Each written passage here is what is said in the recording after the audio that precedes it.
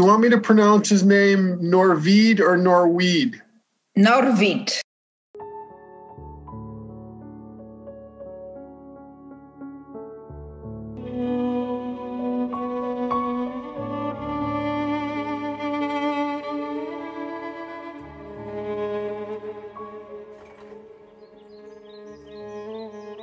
Norwid is an extremely interesting Polish poet. It's really a shame that no one really knows him in our country. He's one of the most important 19th century Polish poets, really the second generation of Romantic poets. I think to understand his situation he's born in 1821 and in the 1830s and 40s, is to remember that Poland really wasn't a free country. It was partitioned amongst three imperial powers, Russia, Prussia, and Austria. You might consider it an occupied country. And Norwid had to go abroad, which is why Norwid spent most of his life outside of Poland, mostly in Europe. It was dangerous to be in Poland at all because of his political sympathies. And Polish writers were often getting in trouble with the Prussian and Russian authorities. That was the situation for Mickiewicz, for example, who was sent into exile to Russia. Norwid was also quite a gifted graphic artist. He mainly lived in Paris, and I think the French Revolution had a big impact on him. And to me, he's most relevant to us as a great poet of liberty, as someone who really prizes freedom. There were 2 years in the early 1850s when he came to New York. And I think his life might have turned out differently if he'd stayed. I like to think of him because my office is in Midtown and he worked just a couple blocks away in Bryant Park as a graphic artist. He should have stayed, but he didn't. He felt called back by the Crimean War and he returned to Europe. And thereafter, disaster struck in his life. He really couldn't find a community of people.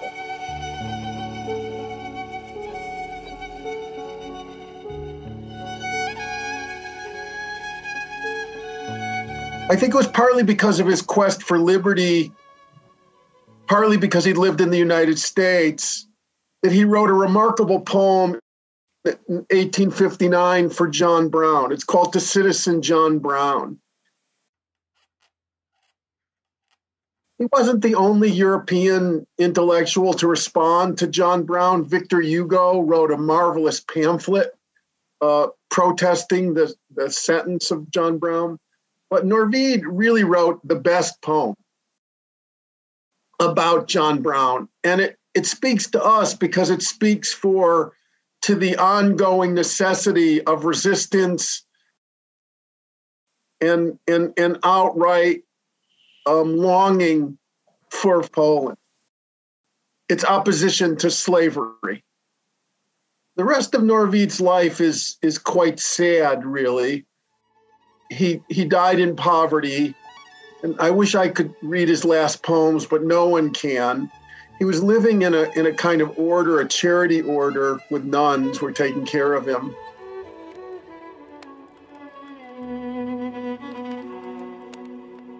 After he died, a cleaning service came in and cleaned his room and destroyed his last poems. So we don't know what they are.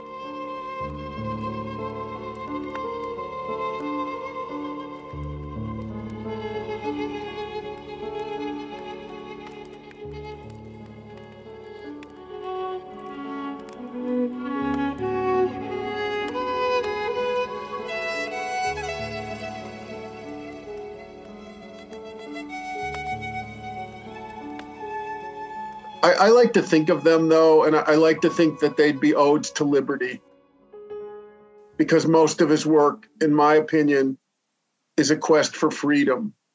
And I think this longing for freedom, this ideal of freedom, which is deep in Norwid's work, is dear to American culture and to the promise of American culture and to the dream of American poetry. I hope you enjoy the film. There is a religious element in Norwid's work, He's in touch with his Catholic roots, his Catholic childhood in Poland.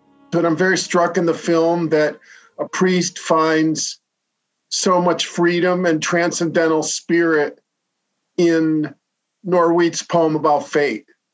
And to me, it shows a kind of deep human longing for freedom.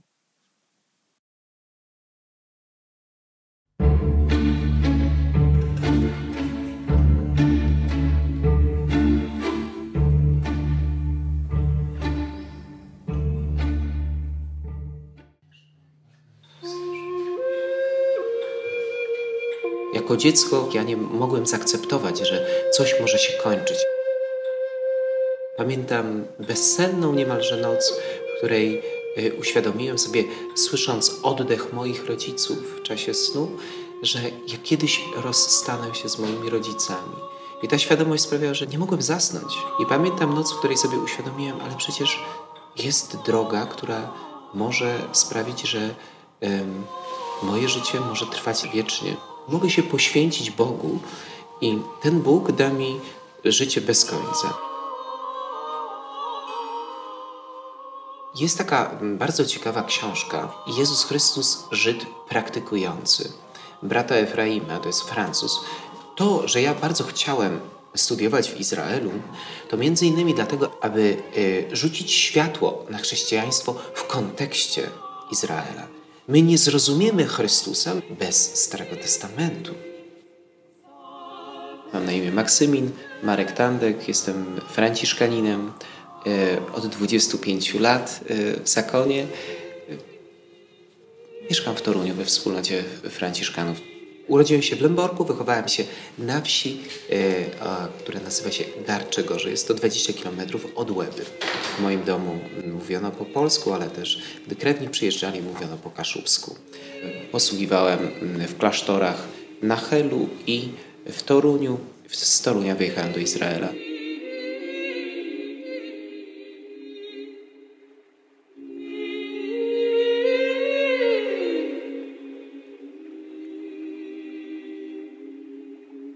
W Jerozolimie przebywałem 2,5 roku. Tam studiowałem biblistykę i archeologię. Wtedy zrodziła się taka idea stworzenia Wyższej Szkoły Filologii Hebrajskiej w Toruniu.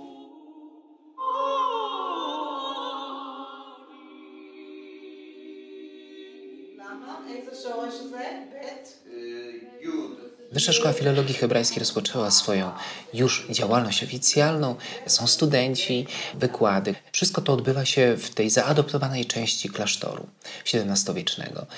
W kwietniu przejdziemy już do nowego budynku. Ta Wyższa Szkoła, w której celem jest przedstawienie tego wszystkiego, co jest związane z historią Izraela, ona także pomaga poznać korzenie wiary.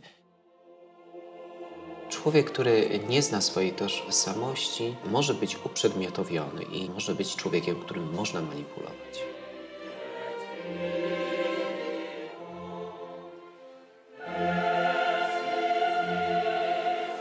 Dla mnie poezja jest takim pięknym obrazem, który może przedstawić, może oddać to, czego ja doświadczam, co jest moją tęsknotą, co jest darem. Cyprian Kamil Norwid, Fatum. Jak dziki zwierz przyszło nieszczęście do człowieka i zatopiło weń fatalne oczy, czeka, czy człowiek zboczy. Lecz on odejrzał mu, jak gdy artysta mierzy swojego kształtu modelu i spostrzegło, że on patrzy, co? Skorzysta na swym nieprzyjacielu i zachwiało się całą postaci wagą i nie ma go. Jest to wiersz mówiący, że człowiek ma siłę zwycięstwa nad wszelką bestią, nad wszelkim nieszczęściem. Dla człowieka jest przypisane zwycięstwo. Jest to wołanie Norwida do otworzenia się na transcendencję, tak bym to nazwał.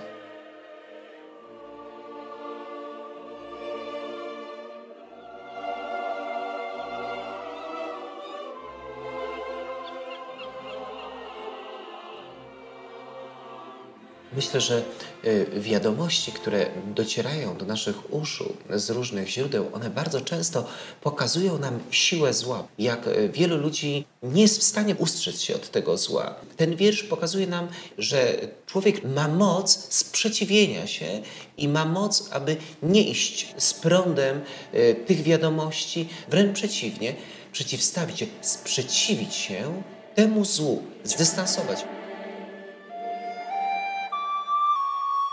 Człowiek, który odkrywa swoją tożsamość, zawsze pokona nieszczęście.